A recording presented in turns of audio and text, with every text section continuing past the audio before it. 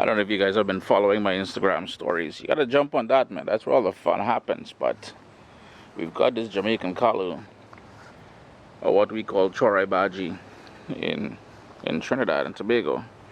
But it's about to go to seed, as you can see there. But I want to put this to some use, so I'm gonna share. I'm gonna pick some of this. Then we're gonna jump inside, and I'm gonna show you a really nice recipe using this Jamaican Callaloo. But first, we've got to get a pepper. I don't know if you guys can see that.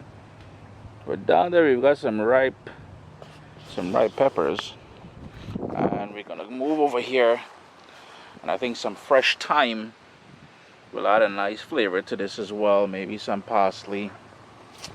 Yeah, we're gonna rock something nice, man. Let's go inside. I've got my nice heavy pot here. You can use a non-stick pot, whatever sort of pot you want to use. I have it on a medium flame. And if you're following me on Instagram, you know lately I've been testing this cast iron pan here. I'm going to go in with a good dose of olive oil. And the reason why I'm going in heavy with the olive oil is because we're using turkey. And turkey can be a bit, well, not a bit, it is very lean. And we want to cook that off now and brown it basically. And what I'm trying to do here is using this wooden spoon is break it up a bit. I don't want the pieces of turkey being too big, because then what happens, it becomes a bit chewy, and nobody is trying to eat no chewy turkey, right? Give that one more quick stir, break it up just a little bit more, and it's now time to add flavors. I find turkey to be very bland, and this is why typically this dish would be done using salted cod for that punch of flavor. The other thing is, I may have mentioned that we're cooking Jamaican Callaloo. In the Southern Caribbean, it's called chorai baji, or just spinach. Now for that flavor thing that I'm talking about, let's go in with some ground black pepper first. You want to give it a nice dose of that black pepper. I've got here 2 cloves of garlic that I just smashed. Pull my sleeves up, time to get it dirty. We've got some onion, and that's just your regular everyday white onion. Some scotch bonnet pepper, and you'll notice I didn't use any seeds or the white membrane surrounding the seeds. We've talked about that before. That's where most of that heat is going to be, and you really want to avoid that. Some parsley,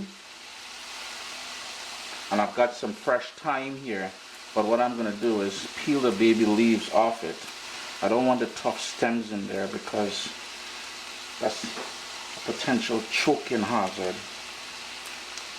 I'm going to give that a quick stir just to allow that onion and garlic and everything to really warm through.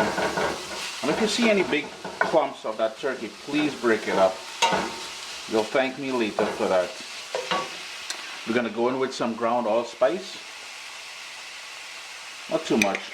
And the full list of ingredients I use here today will be listed down in the description of the video, as well as this recipe in its entirety will be posted on caribbeanpot.com. I don't recall if I told you guys, but my heat at this point here is on a medium high. If you find your pan, this cast iron pan is not as seasoned as it should be, so you notice it's drying up on the bottom there. If you find your pan that you're using is a bit dry, you can go in with a little bit more oil. And here's where we're going to start going in with all that Jamaican Callaloo or chorai baji or spinach, however you call it. That's going to cook down, so don't fret too much if you think it's piling up. And I also use some of the tender stems in there as well. Next up, we'll need a good dose of salt. I'm going to keep adding more of that prepared callaloo in there. And as it cooks down, you want to start folding in the turkey into everything, so everything combines nicely. I'm thinking maybe tongs would work better here, yeah? But you get the idea, man. So to help things cook nice and evenly, what I did was, yes, you got to cover the pot.